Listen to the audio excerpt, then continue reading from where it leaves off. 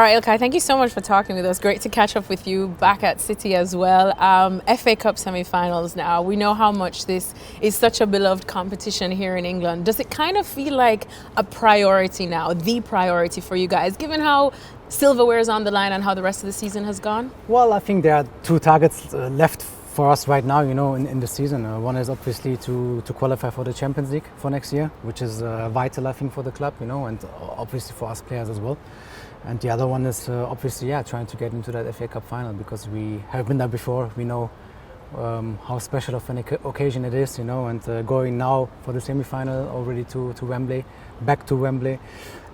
It's always special, playing at Wembley, and it's going to be tough, but it's the only chance, at least apart from the Club World Cup that is coming also in June. It's the only chance for silverware this season, and of course we will try to go for it.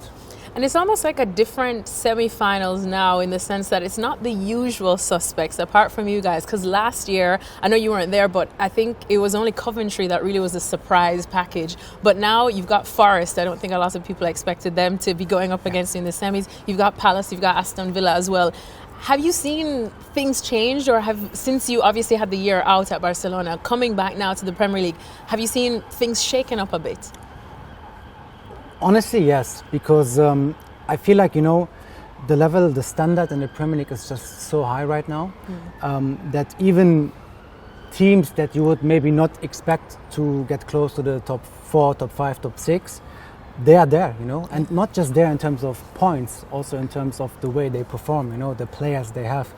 You can see teams coming up, and maybe it's not the best example because they are already relegated. But when we played Southampton, a team like Southampton, who got promoted last season, when we played them at home, they actually tried to play football, possession based, and a lot of passes and technically, on a high level.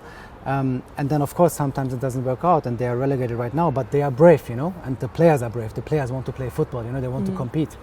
And if you go through all the teams in the Premier League right now, I just feel like that there's no league in the world that has this kind of standard. Every game is just so tough, and every game you have to be on top of your game, to try to get 3 points. Even for teams like us, like Man City, who have won so much, in the last few years. But we have to admit it. The Premier League is an unbelievable standard right now, and I think the FA Cup this year also is kind of a reflection of that. That's why these teams they are there. And everyone is just so uncomfortable to play right now. That's interesting that you say uncomfortable to play, because your opponents there now in the semi-finals, Nottingham Forest, again, they're surprising everyone so far this season. Everyone expects them to fall, I suppose, at some point. What are you expecting from them? Because last year you did beat them, but most recently you lost 1-0. So what can you take from that loss, I suppose, that you think might apply in the semi-final? Well, I think we can take certain things that we haven't done that well. When we played them a few weeks ago at their place, when we lost 1-0, we were not up to our game. And that's what I mean, it just gets punished, now in the Premier League. Maybe in the past, you could have been on 70, 80, 90% of your game and still win games maybe. But now it's just so demanding, You have to be you have to perform on the highest level, and that's what I just meant, And we know what they are doing. They are doing really well, That's why they are there, They are on grabs for Champions League spot for next season. So they have a lot of quality. We can't deny that. But we know also when we lost against them recently, that it was just not good enough from our side. So this is something definitely we want to do better, and we have to do better also, to get into the final. Well, you've won FA Cup already, twice, I believe. And I remember speaking to Bernardo after your win against Bournemouth, where they did make you work for that win as well. And I asked him, if you guys get to the semi-finals, win the final, you're only 2 wins away from some silverware. If you do win the FA Cup, would it kind of make up for some of the ups and downs you've had this season? And he literally looked at me and said, no. Flat out no. Do you agree with that it probably wouldn't make up to what we have come to get used to from Manchester City? Yes, of course, I have to agree, because the past has shown that this is not our standard that we set for ourselves, And honestly, we know also that things were just not good enough from our side throughout the season. So we cannot change it right now, We can only take that be honest with ourselves, and take it for the last games remaining of the season, and obviously also for next season then as well, because it's important, to admit also to yourself that you have been doing things not the right way, and it's normal. It's human being as well, we are not perfect. We have been most of the time, but this season we were far away from it, and this is something probably very easy, to admit. But have there been again, a lot of talks of that in the locker room? Not as much as you may think, but I think we have, so many experienced and smart players in the squad. I think we all know, that it was just not on that level that we can perform as well. So take that, reflect, think about it. Especially now, use it for the last few weeks of the season, and in the best case, take it into the Club World Cup, and of course, then latestly for next season as well to attack again. How do you change it again? Because as you said, City has set such a high standard, I think, for everyone in world football, where you guys were pretty much perfect, which is a hard word to use in football, and to maintain it for so long. We in the media, we try to think of wondering what's going on this year. Is it because there's no Rodri? Is it because some of the other stars like KDB are getting to the end of their time here? Is it because, that you have to let the new faces time to settle, time to get used to it? What do you think it is? Because you, of course, are such an important part of this club and have spent many years here. Yeah, most of the time it's a little bit of everything, isn't it? Just the perfect storm.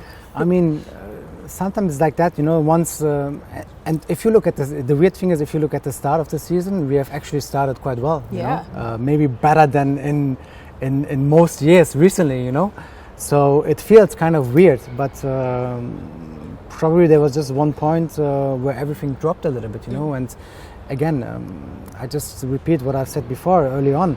When you drop a little bit, and with the standard now that is set in the Premier League with other teams, it's just not good enough.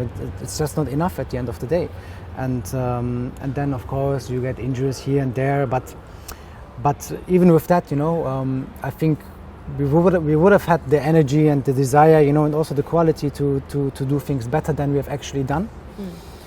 Yeah, but sometimes it happens, and then you have to deal with it. It's like in life. You try. Sometimes you succeed, but a lot of times you fail. And then you try to use that failure to do better again next time. And that's now the target. Again, to do better until the end of the season, and definitely do better next season. Well, I think it's almost a good problem to have when you're the victim of your own success, because you set the bar so high. You also have, a manager in Pep that people are talking about, probably the best manager of this generation, period. What have the talks been like with him during these difficult times? Because even he's been a bit more honest and candid than before, where he was a bit more, say, defensive. Well, of course, a lot of it is analyzing the games, from a tactical perspective.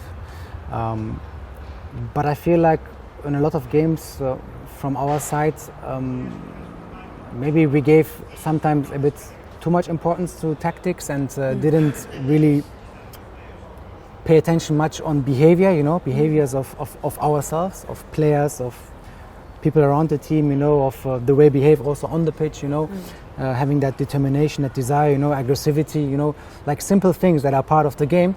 But maybe sometimes you just think too much about positioning yourself or whatever that you don't let the football flow. You might forget the other things that are kind of normal, and now something that should be normal at least.